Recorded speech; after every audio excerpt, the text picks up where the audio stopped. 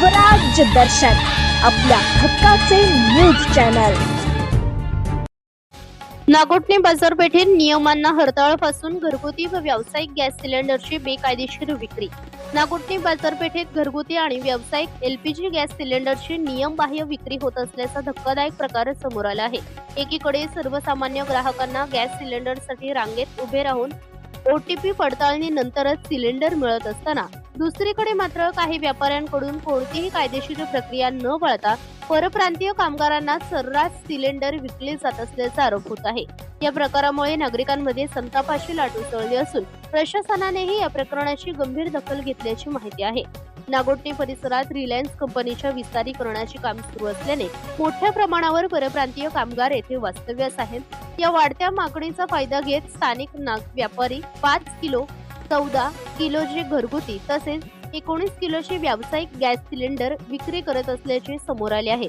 विशेष म्हणजे या विक्रीसाठी आवश्यक असलेली अधिकृत परवानगी किंवा सुरक्षिततेचे नियम पाळले जात नसल्याचा देखील आरोप आहे।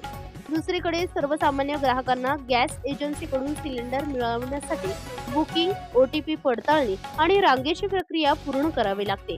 मात्र काही दुकानदारांकडून परप्रांतीय कामगारांना कोणतीही ओटीपी प्रक्रिया किंवा रांगेची अट न ठेवता थेट सिलेंडर उपलब्ध करून दिले जात असल्याची चर्चा बाजारपेठेत सुरू आहे।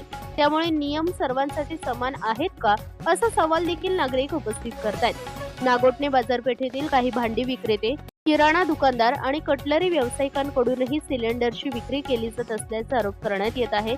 नागरी वस्तीमध्ये मोठ्या प्रमाणावर सिलेंडरचा साठा करण्यात येत असल्याने सुरक्षिततेचाही गंभीर प्रश्न निर्माण झाला आहे। अग्निसुरक्षेचे नियम धाब्यावर बसवून सुरू असलेल्या या प्रकारामुळे भविष्यात एखादी मोठी दुर्घटना घडण्याची भीती नागरिक व्यक्त करतायत। याबाबत पुरवठा विभागाशी संपर्क साधला असता संबंधित अधिकाऱ्यांनी या प्रकरणाची गंभीर दखल घेतली असून नागोठणे बाजारपेठेत सुरू असलेल्या कथित बेकायदेशीर सिलेंडर विक्रीची तातडीने चौकशी करण्यात येईल, तसेच नियमांचे उल्लंघन करणाऱ्यांवर कठोर कारवाई केली जाईल असे आश्वासन दिले आहे। आता प्रशासनाची चौकशी कितपत प्रभावी ठरते, बेकायदेशीर विक्री करणाऱ्यांवर नेमकी कोणती कारवाई होते आणि सर्वसामान्य ग्राहकांना न्याय मिळतो का, याकडे नागोठणेकरांचे लक्ष लागले आहे।